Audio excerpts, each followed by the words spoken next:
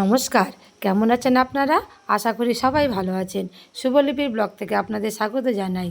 আর এই সময় তো এঁচোড় খাওয়ার সময় সব গ্রামে বাংলায় গাছে গাছে কিন্তু ছোট ছোট কাঁঠাল ভর্তি হয়ে গিয়েছে। আর কিছুদিন পরে কিন্তু আর খাওয়া যাবে না, কাঁঠাল পেকে আসার সময় হয়ে যাচ্ছে। এখনও কিন্তু আমাদের গাছে কাঁঠালগুলো খাওয়া যাচ্ছে, এঁচোড়গুলো খাওয়া যায়, ছোট ছোট কাঁঠাল এখনও ভর্তি। আর সেই রকম আমি আজকে একটা কাঁঠাল কেটে নিচ্ছি। এই দেখুন, এই গাছগুলোর একদম গোড়ায় থেকে একদম ওপর পর্যন্ত ছোট বড় কাঁঠাল ভর্তি হয়ে গিয়েছে।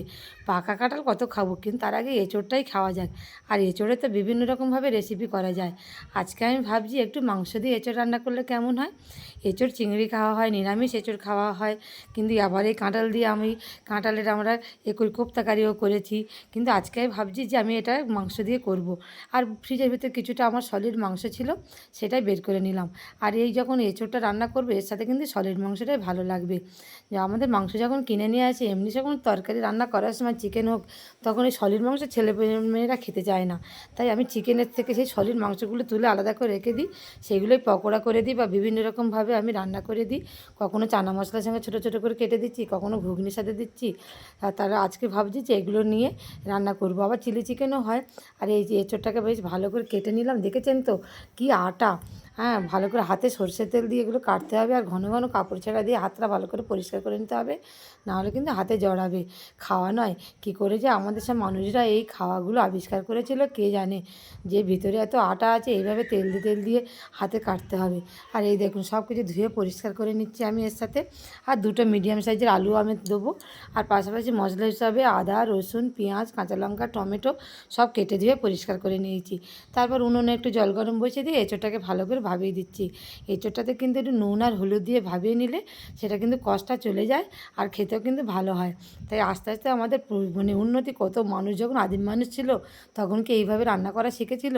তখন কাঁচা মাংস, গাছের ফল এমনি করে খেত, কিন্তু কত রকমভাবে রান্না মানুষ শিখেছে।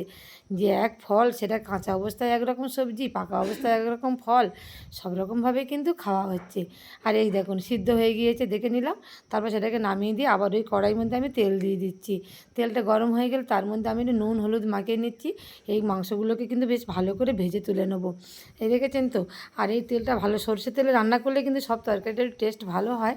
এখানে কিন্তু আমি কোনো রকম রিফাইন তেল ব্যবহার করব না। আর এই মাংসটা ভাজতে ভাজতে কিন্তু অর্ধেকটা সিদ্ধ হয়ে যাবে। আর এর মধ্যে একটু লঙ্কার গুঁড়ো আমি দিয়ে দিচ্ছি, বেশ একটু ঝাল ঝাল খেতে ভালো লাগবে। আর এইভাবে একটু চাপা দিয়ে থাকবো, আর একটু মাঝে মাঝে নাড়াচাড়া করব। কারণ কাঁচা সলিড মাংস তো, তাই সিদ্ধ হতে একটু সময় লাগবে। যেহেতু আমার এঁচোড়টা কিন্তু সিদ্ধ করা আছে, তাই বেশি সময় লাগবে না। তাই মাংসটা এইভাবে ভেজে তুলে নিলাম। নিয়ে ওই কড়াইয়ের মধ্যে আবার তেল দিয়ে এঁচোড় আর আলুটা সেটাও ভালো করে আমি কিন্তু ওই ভেজে তুলে নিচ্ছি। একটু ভেজে ভেজে রান্নাটা করলে কিন্তু তরকারির টেস্টটা কিন্তু খুব ভালো হয়। এই দেখুন, ওপর নিচ করে বেশ ভালো করে আমি এটাকে ভেজে নেবো। আর তার মধ্যে একটু পরিমাণ মতো সামান্য নুন দিয়ে দিচ্ছি, আর একটু হলুদও দিয়ে দিচ্ছি, দিয়ে নাড়াচাড়া করে এভাবে ভেজে তুলে নেবো। এই এঁচোড়টাও আমার ভাজা হয়ে গিয়েছে। আবার আমি কড়াইয়ের মধ্যে তেল দিয়ে দিলাম। তেলের মধ্যে শুকনো লঙ্কা, গোটা গরম মশলা, রসুন, আদা, পেঁয়াজ বাটা সব কিছু দিয়ে বেশ ভালো করে কষাবো। এই দেখুন, তেলের মধ্যে আমি রসুন দিয়ে দিয়েছি, গোটা গরম মশলা, আর আমি তেজপাতাটাও ছেড়ে দিয়েছি। তারপর আমি এখানে পেঁয়াজ বেটে রেখেছিলাম, সেটা এর মধ্যে দিয়ে দিচ্ছি। দিয়ে সমস্ত কিছু দিয়ে বেশ ভালো করে মশলাটাকে কিন্তু আমি কষিয়ে নেবো। আর এখানে মশলা হিসাবে হলুদ গুঁড়ো, নুন, গুঁড়ো লঙ্কা সব কিছু দিয়ে দিচ্ছি। দিয়ে আবার এটাকে ভালো করে কষিয়ে নেবো। যদি মশলাটা একটু ধরে যায়, তাহলে কিন্তু সামান্য একটু জলও দিতে পারেন আপনারা। একটু সামান্য এইভাবে নাড়াচাড়া করতে করতে মশলার থেকে যখন তেলটা ছেড়ে দেবে, এই দেখুন আস্তে আস্তে তেলটা ছেড়ে দিচ্ছে, তখন কিন্তু মশলাটা পুরোপুরি তৈরি হয়ে যাবে। আর এর মধ্যে সামান্য আমি একটু জিরের গুঁড়ো দিয়ে দিচ্ছি, আর একটু মিষ্টি দিয়ে দিচ্ছি। আর এই মশলাটা যত বেশি ভালো করে কষানো হবে, তত কিন্তু রসুনের গন্ধ, টমেটোর গন্ধ সবই কিন্তু কেটে যাবে। এই মশলাটা কিন্তু আমার বেশ ভালোভাবে তৈরি হয়ে গিয়েছে। সামান্য একটু জল দিয়ে আবার আমি একটু নাড়াচাড়া করে নিচ্ছি। আর এই গ্রেভিটা যত ভালো হবে, তত কিন্তু খেতে ভালো লাগবে। আর এই গ্রেভিটা বেশ ভালো আমার তৈরি হয়ে গিয়েছে। এর মধ্যে আমি ভেজে রাখা আলু, এঁচোড়, মাংস সব ঢেলে দিলাম। দিয়ে আবার আমি বেশ ভালো করে নাড়াচাড়া করব, যাতে খুব তাড়াতাড়ি এটাকে বেশ মশলাটার সাথে মাখা মাখা হয়ে যায়। আর একটু চাপাতে রেখে দিচ্ছি, যাতে ভালো করে ফুটে যায়, মশলাটা সিদ্ধ হয়ে যায়। এই দেখুন, আমার রান্নাটা সম্পূর্ণ হয়ে গিয়েছে। এবার নামানোর আগে আমি কিন্তু অবশ্যই এক গরম মশলা 1 চামচের উপর থেকে দিয়ে দিচ্ছি।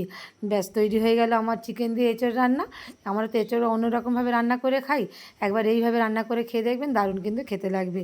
ব্যাস তৈরি হয়ে গিয়েছে এঁচোড়ের একদম চিকেন দিয়ে এঁচোড় তরকারি। তারপর আর কি আমি দুপুরবেলা সবার জন্য আমি বেড়ে দিচ্ছি, আমার ছেলে আছে, আমার হাজব্যান্ড আছে, খেয়ে অফিসে চলে যাবে। আপনারা একবার এইভাবে করে দেখবেন, এঁচোড়ের কত রকমের রেসিপি না হয়। তাই এই রেসিপিটা কিন্তু একটা দুর্দান্ত রেসিপি, গরম গরম ভাতের সঙ্গে কিন্তু আর কিছু লাগবে না, এটা দিয়েই খাওয়া হয়ে যাবে। চিকেনও খাওয়া হয়ে গেল, আবার সবজি এঁচোড়ও খাওয়া হয়ে গেল। আর বেশি দিন এঁচোড় খাওয়ার সময় নেই, এবার কিন্তু কাঁঠাল পেকে আসার সময় হয়ে যাচ্ছে। তাহলে কেমন লাগলো আজকের আমার এই ভিডিওটি ভালো লাগলে সবাই কিন্তু একটা লাইক করবেন আর কমেন্ট করবেন, আর পেজটিকে ফলো করে পাশে থাকবেন। দেখা হচ্ছে আপনাদের সঙ্গে আমার নতুন কোনো ভিডিও নিয়ে। ভালো থাকবেন, ধন্যবাদ।